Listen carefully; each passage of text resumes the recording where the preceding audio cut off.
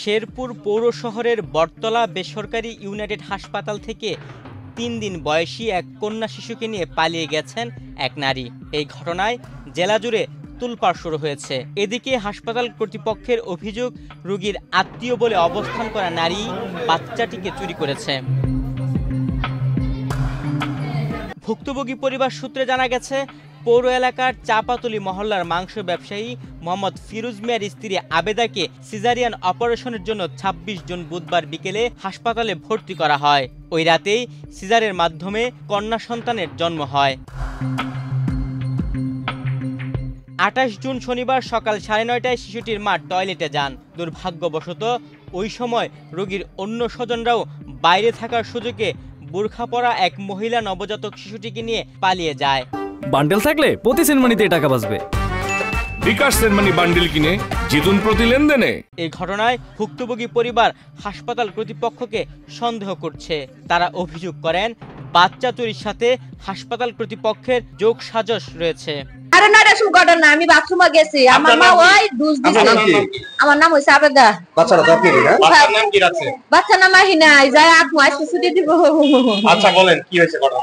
আমার মা ওই দুধ দিছে, কয়খানা হয় না বাথরুম হয় না কইরা বাথরুমে গেছি। 1 ঘন্টা না ০.৫ ঘন্টা না বইয়া আসছিলাম।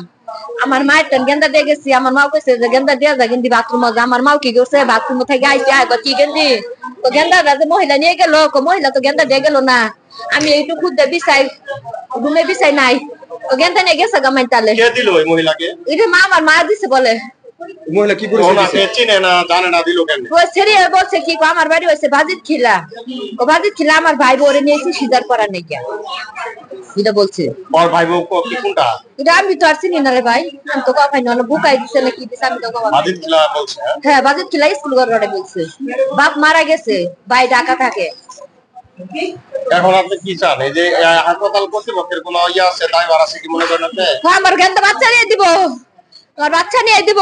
হাসপাতালে কর্মরত এক নার্স অভিযোগ করে বলেন, যখন রোগীকে আনা হয় তখন রোগীর সাথে খালাতো বোনের পরিচয়ে যে নারী আসেন তিনি বাচ্চাটিকে নিয়ে পালিয়েছেন। কলটে কাজ করি, রুম ঝাড়ু দিতাছি, রোগীর সেবা করতেছি। জিজ্ঞেস করলাম আপনাদের এটা কি? বললাম আমার খালাতো বোন। এগুলো জিজ্ঞেস করলাম, যাই দেখতেছি পান খাইতেছে, গল্প করতেছে, থাকতেছে। পরে বেলা 11টার সময় আসছে। পরে সন্ধ্যার সময় যায় দেখলাম যে, বললাম যে আপনি খালাতো বোন যাবো না? না যাবো না, থাকবো। পান খাইতেছে, গল্প করতেছে। পরে আমি বলে টইলে 8টার সময় গেলাম গা।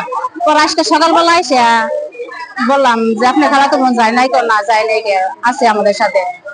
পরে ওরা জানি পান খাইতেছে, গল্প টুপ করতেছে, খাওয়া দাওয়া করতেছে, ওদের রুমে আসিল ওদের সাথে। পরে রুগীর মা যে আছে, রুগীর মা অন্য রুমে আসিল, ওর ওই খালাতো বোনরা রুগীর সাথে খালি আসিল। হাসপাতাল কর্তৃপক্ষ নিজেদের দায় অস্বীকার করে জানায়, বাচ্চা জন্মদানের পর মা সহ তার 2 জন আত্মীয় তাদের সাথে হাসপাতালে অবস্থান করে। ঘটনাক্রমে একজন অজ্ঞাত নারীর সাথে তাদের সখ্যতা তৈরি হয়। সুযোগ বুঝেই সেই নারী বাচ্চা নিয়ে পালিয়ে যায়। সকাল 11টা থেকে এই মহিলাটা আসছে রোগীর রুমে থাকছে, রোগীর পাশের বেডে থাকছে, সবার সঙ্গে ওঠা বসা করছে।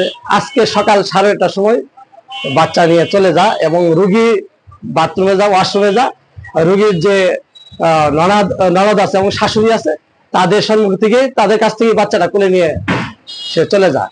সেই ক্ষেত্রে আমরা কিভাবে বুঝতে পারবো যে এই লোকটা যে কালকে থেকে আজ পর্যন্ত থাকলো, অপরিচিত লোক, আমাদেরকে হসপিটাল কর্তৃপক্ষের কাউকে অবগত করে নাই যে আমাদের রুমে যে একটা অপরিচিত লোক আসছে, কে বা কারা আমরা চিনতেছি না, আমাদেরকে জানাই নাই এবং আমাদেরকে অবগত করে নাই।